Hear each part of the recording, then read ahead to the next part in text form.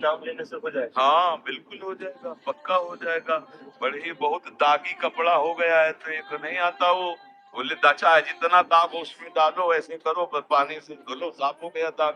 तो ये पाप दाग है, नाम वही है। नाम संकीर्तनम यस्य सर्व पाप प्रणाशन, समस्त पापों का, चाहे जितना बड़ा पाप हो गया हो, नाम संकीर्तनम यस्य। नाम वज्र है, पर्वत पहाड़ के समान पाप हो तो जैसे वज्र का प्रहार करे तो चूर चूर कर देता है वज्र, ऐसे ही नाम वज्र है, बड़े बड़े पहाड़ों को चूर करने के लिए जैसे वज्र पर्याप्त है, ऐसे भगवान का नाम पर्याप्त है। ऐसा ना होता तो घोर दुष्कर्मी भी महात्मा बन गए, घोर चोर पापी हिंसक भी भगवान के नाम के प्रताप से महात्मा बन गए। अगर उनके पाप नष्ट ना हुए तो महात्मा कैसे बन जाते? घोर पापी भी भगवान का नाम लेकर परम पद में आरूढ़ हो गए।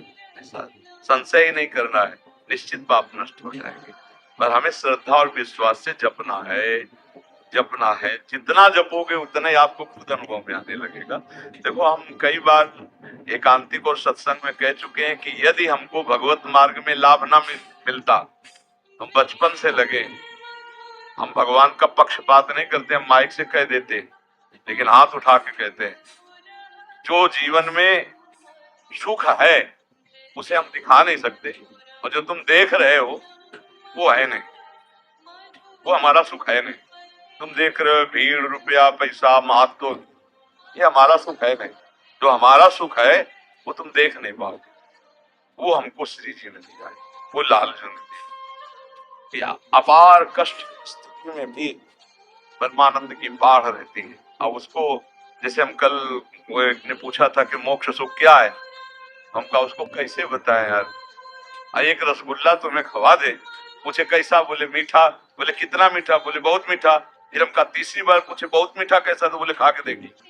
तो मोक्ष सुख अनुभव गम में भजे जय संता। अब वो वाणी का विषय तो है, लेकिन श्री जी ने क्या सुख दिया है, तो भगवान नाम से क्या होता है पार तो नहीं पा सकते, क्योंकि स्वयं भगवान आकर अपने नाम की महिमा का वर्णन करें तो भी असमर्थ रहेंगे, पूरा नहीं वर्णन कर पाएंगे।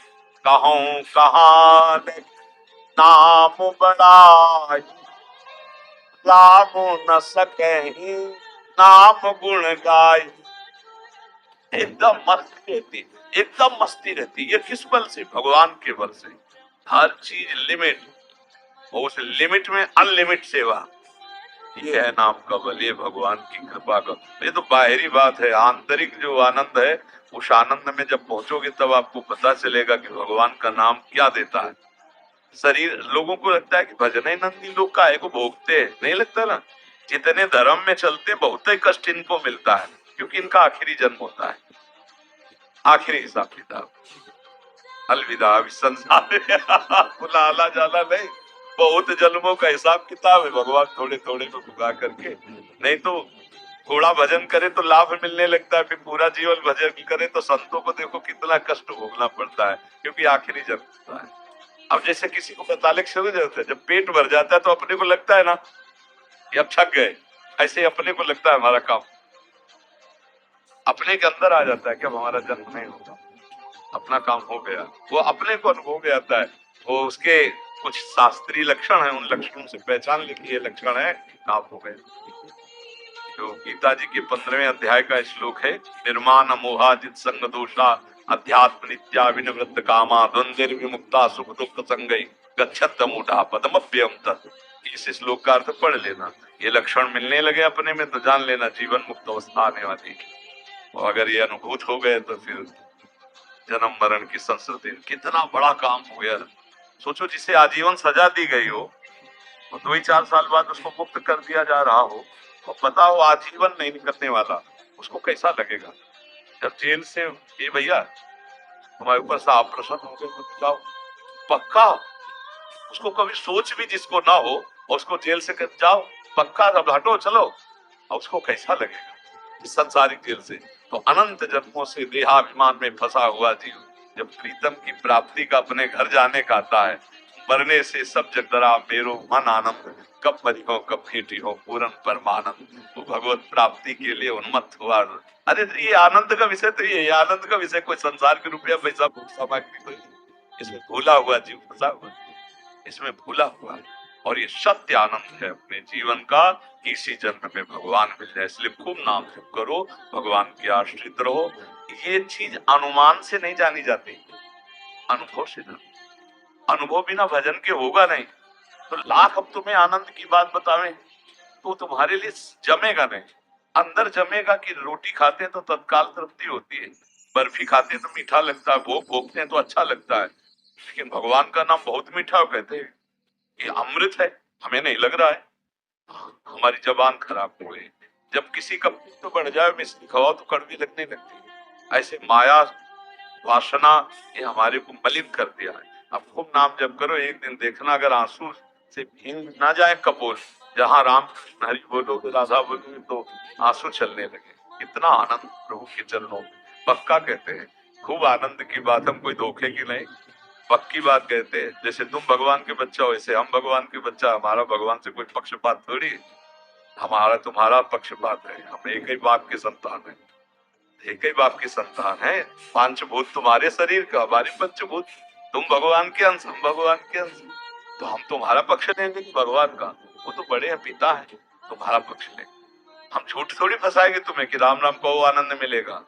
नहीं, राम राम कहो, कृष्ण कृष्ण कहो, राधा राधा कहो, पक्का आनंद मिलेगा।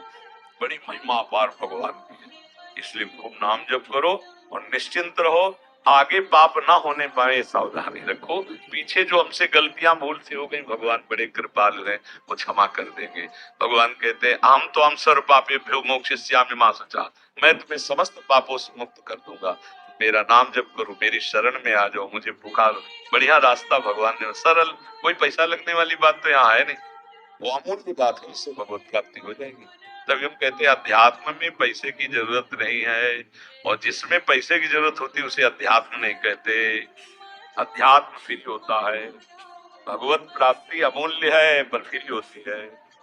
और जिसका मूल्य है वो भगवत प्राप्ति नहीं होता, वो अध्यात्म नहीं होता, वो संसार की चीज है।